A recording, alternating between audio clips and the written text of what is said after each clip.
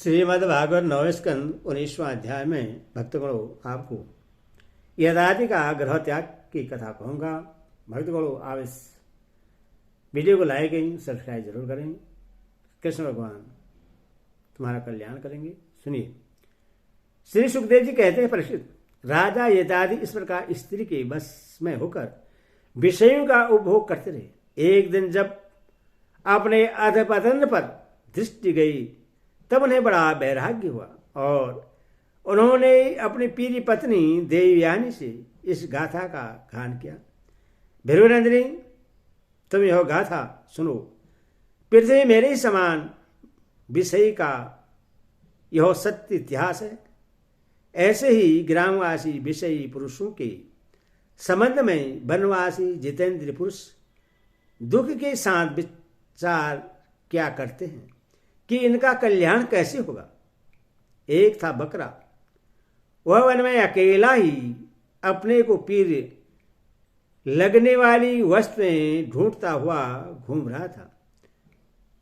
उसने देखा कि अपने कर्मवश एक बकरी कुएं में गिर पड़ी है।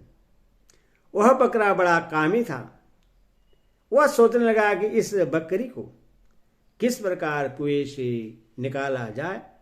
उसने अपने सींग से कुएं के पास की धरती खोद डाली और रास्ता तैयार कर लिया।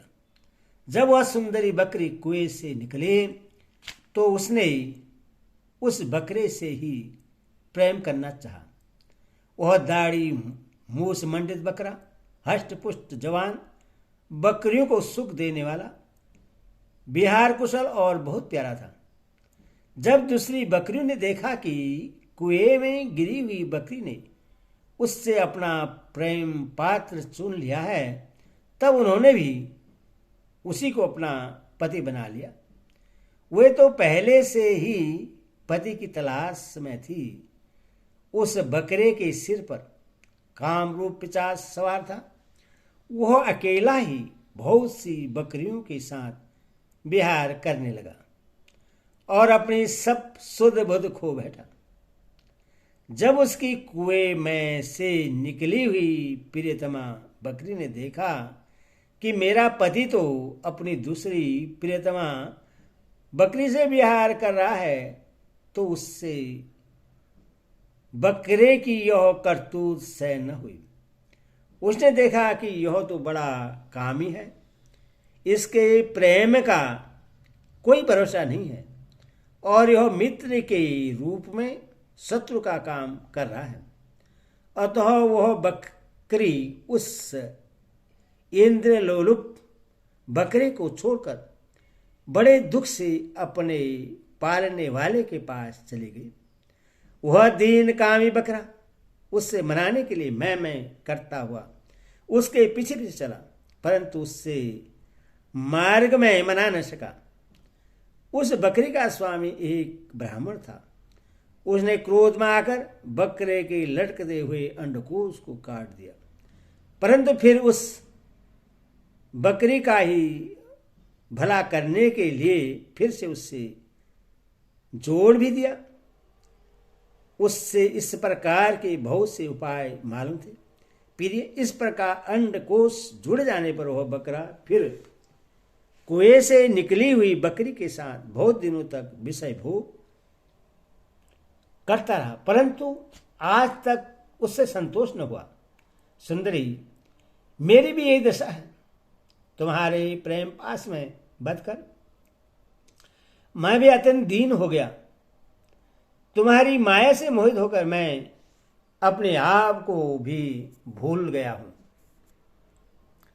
प्रिय, पृथ्वी में जितने भी धान्य, चावल और जौ आदि सुवर्ण पशु और स्त्रियां हैं, वे सब के सब मिलकर भी उस पुरुष के मन को संतुष्ट नहीं कर सकते जो कामनाओं के प्रहार से जंजर हो रहा है। विषयों के भोगने से भोग वासना कभी शांत नहीं हो सकती, बल्कि जैसे घी की आहुति डालने पर आग और भड़क उठती है, वैसे ही भोग वासनाएं भी भोगों से प्रबल हो जाती हैं। जब मनुष्य किसी भी प्राणी और किसी भी वस्तु के साथ राग द्वेष का भाव नहीं रखता, तब वह समदर्शी हो जाता है तथा उसके लिए सभी दिशाएं सुखमयी बन जाती हैं। विषय की तृष्णा ही दुखों का उद्गम स्थान है। मंदबुद्धि लोग बड़ी कठिनाई से उसका त्याग कर सकते हैं। शरीर बुढ़ा हो जाता है पर तृष्णा नित्य नवीन ही होती जाती है। अतः जो अपना कल्याण चाहता है उसे शीघ्र से शीघ्र इस तृष्णा भोग वासना का त्याग कर देना चाहिए। और तो क्या, अपनी माँ, बहन और कन्या के साथ भी अकेले एक आसन पर सट कर नहीं बैठना चाहिए। इंद्रियां इतनी बलवान हैं कि वे बड़े बड़े विद्वानों को भी विचलित कर देती हैं। विषयों का बार बार सेवन करते करते मेरे 1000 वर्ष पूरे हो गए, फिर भी क्षण प्रति क्षण उन भोगों की लालसा बढ़ती ही जा रही है। इसीलिए मैं अब भोगों की वासना तृष्णा का परित्याग करके अपना अंतकरण परमात्मा के प्रति समर्पित कर दूंगा और शीत उष्ण सुख दुख आदि के भावों से ऊपर उठकर अहंकार से मुक्त हो हिरणों के साथ वन में विचरूंगा।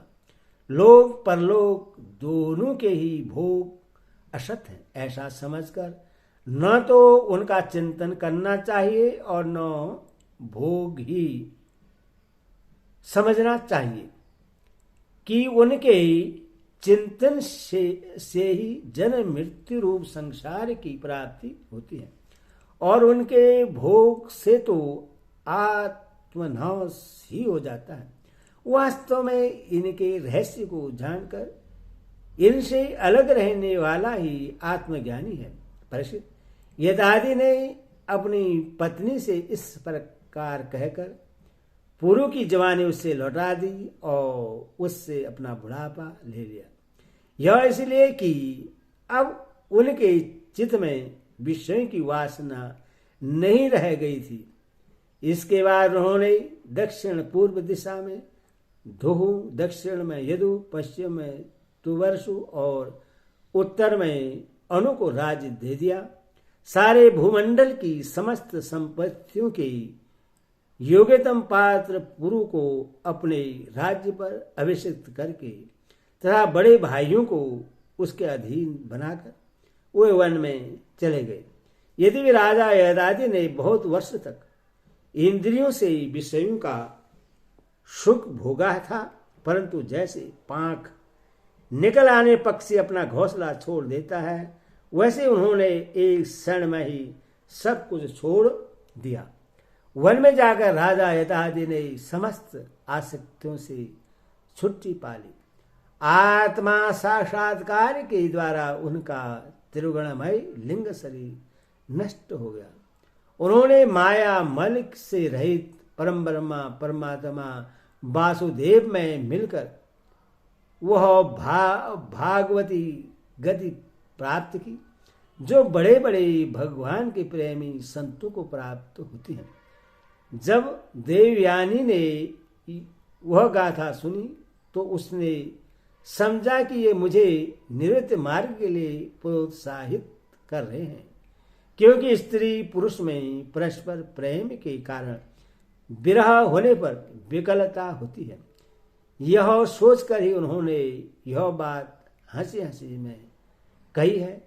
स्वजन संबंधियों का जो ईश्वर के अधीन है, एक स्थान पर इकट्ठा हो जाना वैसा ही है जैसा प्याऊ पर पथिकों का। यह सब भगवान की माया का खेल और स्वप्न के शरीर का ही है। ऐसा समझकर देवयानी ने सब पदार्थों की आसक्ति त्याग दी और अपने मन को भगवान श्री कृष्ण में तन्मय करके बंधन के हेतु लिंग शरीर का परित्याग कर दिया। वह भगवान को प्राप्त हो गई। उसने भगवान को नमस्कार करके कहा, समस्त जगत की रचयिता सर्वांतर्यामी सबके आश्रय स्वरूप सर्वशक्तिमान भगवान वासुदेव को नमस्कार है। जो परम शांत और अनंत तत्व है उससे मैं नमस्कार करती हूँ। हरि ओम तत्सत, हरि ओम तत्सत।